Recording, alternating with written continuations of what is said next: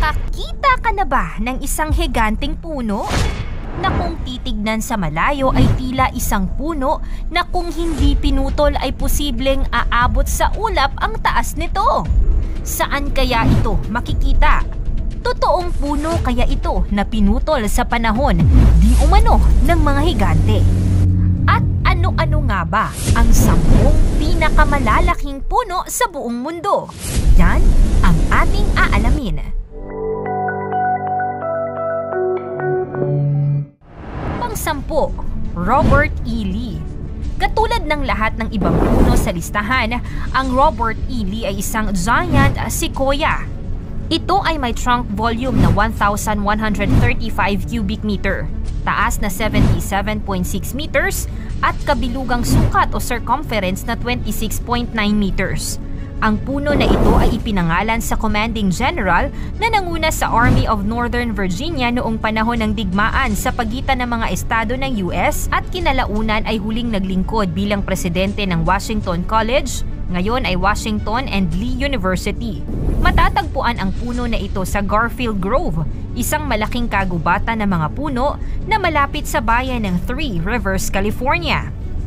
Pang-9, Monroe. Ang Monroe ay isa pang giant sequoia na matatagpuan sa California. Matatagpuan ang puno na ito sa Giant Forest Grove na nasa Sequoia National Park ng Estados Unidos.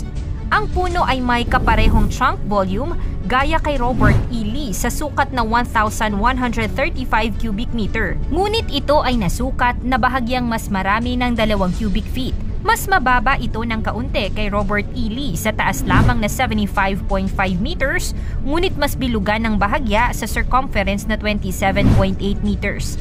Binansagan ang Monroe ayon kay James Monroe, ang ika-5 Pangulo ng Estados Unidos. Pang-8, Franklin. Ang ika-8 sa listahan ng pinakamalalaking puno sa mundo. Si Franklin ay isang puno na makikita sa Giant Forest Grove kasama si Monroe at marami pang iba. Ang dami ng laman ng puno ay 1,169, isang makatarungang pagkakaiba mula sa sumunod na puno kahit nakulang ito sa taas lamang na 68.2 meters kumpara sa 2 naunang nabanggit. Ang punong ito ay ipinangalan kay Benjamin Franklin, isang statesman at isa sa mga lumagda ng Declaration of Independence. Pang-7, Genesis. Ang Genesis ay isang giant sequoia na ipinangalan sa unang aklat ng Biblia.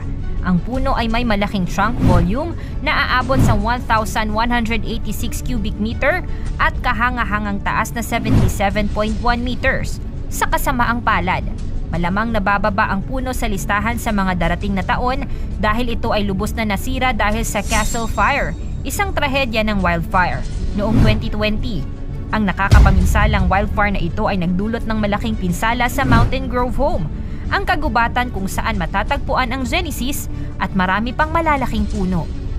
Pang-6, Bull. Ang puno na tinatawag na bull ay matatagpuan sa Converse Basin Grove, isa pang kagubatan ng mga sequoia na matatagpuan sa Fresno County, California. Ang puno na ito ay may pinakamalaking circumference sa lahat ng buhay na giant sequoia sa sukat na 34.4 meters in circumference. Ito ay may trunk volume na 1,202 cubic meter at taas na 81.9 meters o mahigit na 260 talampakan o sintaas na mga modernong gusali sa lungsod. Hindi ito ipinangalan para sa isang pangulo o kilalang general. Sa halip, ang punong ito ay nagmula kay Franklin A. Bull, isang individual na nangunguna sa lokal na operasyon ng pagputol ng kahoy na may tungkulin na putulin ang mga puno sa kagubatan. Sa halip na putulin ang puno, nagpasya si Bull na wag itong putulin, isang kabaitang sinuklian ng katanyagan. Pang-5, Stag. Sa dami ng mga kakaibang pangalan, stand out si Stag dahil isa lamang siyang di-hamak na football coach mula sa University of Chicago. Si Stag ang ika-5 pinakamalaking puno sa mundo na bahagyang mas malaki kay Bull sa trunk volume na 1,205 cubic meters, taas na 74.1 meters at 33.2 meters na trunk circumference. Matatagpuan ang puno sa Alder Creek Grove, isa pang kilalang lugar sa California kung saan lumalaki ang mga giant sequoia. Ang opisyal na pangalan ng puno ay Amos Alonzo Stag Tree. Ang punong ito, gaya ng marami pang iba, ay nanganganib mula sa Castle Fire noong 2020. Ngunit nailigtas ito ng mga bumbero na naglagay ng sprinkler system sa paligid nito nang ang apoy ay malapit nang lamunin ang kagubatan.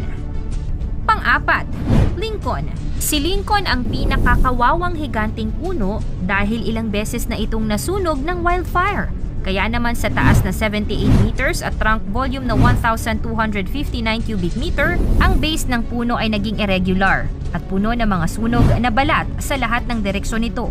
Maliban na lang sa silangang bahagi ng puno, matatagpuan si Lincoln sa Giant Forest Grove kasama ang iba pang malalaking puno. Siya ay ipinangalan sa dating US President Abraham Lincoln na nagpalaya sa mga alipin ngunit pinatay ng isang assassin. Ang ganitong kataas at kalaking puno ay dapat lang ipangalan sa tulad niyang bayani. Pangatlo, President. Ang puno na si President ay matatagpuan din sa Giant Forest Grove sa California. Hindi ito kasing taas ng iba sa listahang ito. Sa taas lamang na 73.4 meters. Ngunit mas malaki ito sa karamihan na may trunk volume na 1,278 cubic meters at mas payat kaysa sa iba sa kabilugang sukat na 28.3 meters. Ito rin ang pinakamatandang buhay na puno ng sequoia sa mundo na inaakalang mga 3,200 taong gulang. Bagaman ang pangalan nito ay simpleng President, ito ay ipinangalan noong mga taon na si Warren G. Harding ang Pangulo. Kaya't ito ang ipinangalan para sa kanyang partikular na panunungkulan. Pangalawa, General Grant. Ang huli sa mga puno na ipinangalan ayon sa mga Pangulo ay ang General Grant Tree. May trunk volume ito na 1,319 cubic meters at napakataas na sukat na 81.7 meters kumpara sa 8 punong huling nabanggit. Malaki rin ang circumference nito na nasa 32.8 meters. Ipinangalan ang puno na ito kay Ulysses S. Grant, isang opisyal ng militar noong Civil War sa Amerika at mas huli naging Pangulo ng Estados Unidos. Matatagpuan ang puno na ito sa General Grant Grove, bahagi ng Kings Canyon National Park. Ang General Grant ay kung minsan ay tinatawag na Nation's Christmas Tree, isang tradisyon na nagmula kay President Calvin Coolidge noong 1926. Bago ang ating number 1, alam nyo ba na ang Devil's Tower ay madalas mapagkamalang pinakamalaki at mataas na puno sa buong mundo? Kaya tuloy may mga nagsasabi na ang mundo daw noon ay mundo ng mga higante dahil sa taas nitong 386 meters o 1,267 feet. Ang Devil's Tower ay tila isang pinutol na puno na may flat na tuktok o summit. Subalit patotoo ng mga eksperto na geology, ang Devil's Tower ay hindi tore ng Diablo, ni hindi isang uri ng matanda at higanting puno. Ang natural landmark na ito ay isang malaking tipak ng bato na nabuo sa mababaw na dagat noong Triassic era at patuloy na binabalatan o natatapyasan ng mga surface rocks dahil sa erosion. Ito ang nagbibigay anyong puno sa malaking batong ito na tinatawag ding Bear's Lounge. At una, General Sherman.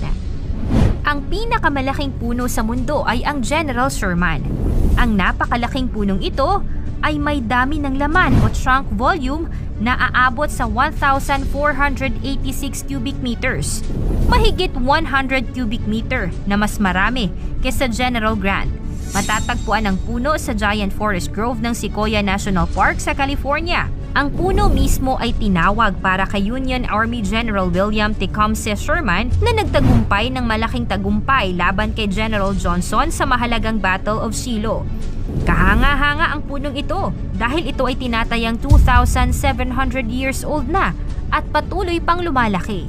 Isa rin itong matibay na survivor matapos harapin ang isang kidlat na nagdulot ng apoy sa kanyang itaas na dahon noong 2003 at nagdaan sa isang bagyo na nagtanggal ng kanyang mga sanga noong 2005. Sa mga nabanggit, anong puno ang nagustuhan mo? Ikomento mo naman ito sa ibaba. Ang puno ay napakahalaga. Nagbibigay tirahan at pagkain, proteksyon din laban sa umiiral na klima, init ng araw, pagguho ng lupa, at maraming bigay na biyaya sa tao, hayop at kapaligiran. Pangalagaan natin ang kalikasan, magtanim ng puno, sumali sa tree planting activity, maging responsable sa kapaligiran. Paki-like ang ating video, i-share mo na rin sa iba. Salamat at God bless!